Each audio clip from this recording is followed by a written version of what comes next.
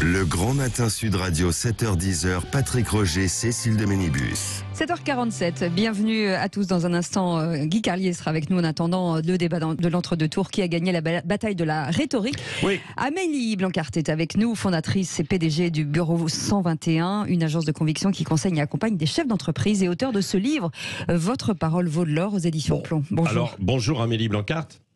Bonjour. Merci d'être avec nous. Votre parole vaut de l'or. Quelle parole était la plus porteuse hier, la plus convaincante, justement? Je crois que Macron a montré qu'il prenait l'ascendant sur le plan de l'affrontement. Il est descendu dans l'arène comme un boxeur et d'ailleurs assez étrangement, il s'est positionné comme une sorte de challenger, ce qui est assez rare pour un président sortant, alors que d'habitude, c'est plutôt l'adversaire qui joue ce rôle. Du point de vue rhétorique, il a employé des mots qui n'étaient pas trop compliqués. On sait que son défi, c'est toujours d'éviter la complexité. Marine Le Pen, elle, était plus simple.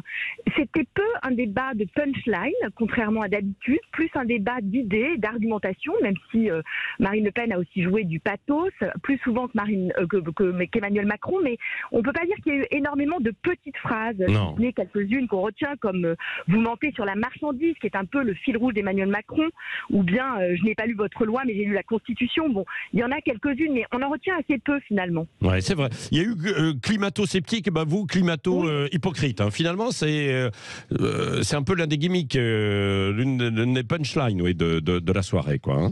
Absolument, il y a eu celle-là et il y a eu aussi, on n'est pas chez Gérard Majax qui a fait sourire, même si personne ne sait qui est Gérard Majax.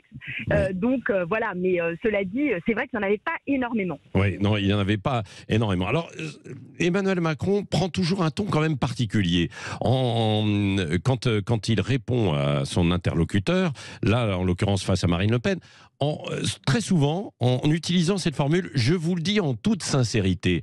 Qu'est-ce que ça signifie quand il dit ça?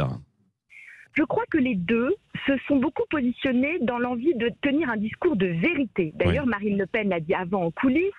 Et il y a eu la volonté très nette chez Emmanuel Macron de clarifier son propos et aussi de déconstruire avec clarté le propos de Marine Le Pen. Donc, je vous le dis en vérité, ce sont, si vous voulez, en sincérité, en toute sincérité, comme si il était sincère et elle ne l'était pas.